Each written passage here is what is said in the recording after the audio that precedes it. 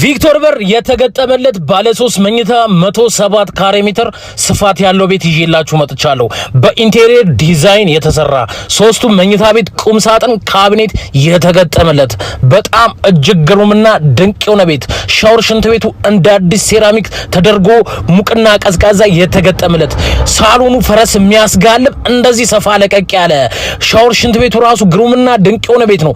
እንደምትመለከቱት አምርም በእናታችሁ የቤት በ5 ሚሊዮን ብር ብቻ ሁለተኛ ወለል ላይ የሚገኝ በጣም ግሩምና ድንቅ የሆነ ከዕዳ ነፃ የሆነ ቤት፣ ምንም ዕዳ የሌለበት ቤት 5 ሚሊዮን ብር ይዤላችሁ መጥቻለሁ። ሁለተኛ ወለል ላይ የሚገኝ ይሄ ሶስተኛው መኝታ ቤት ነው።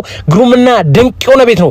የቤት በ5 ሚሊዮን ብር እንዳያመልጣችሁ የግሎት ያድርጉ።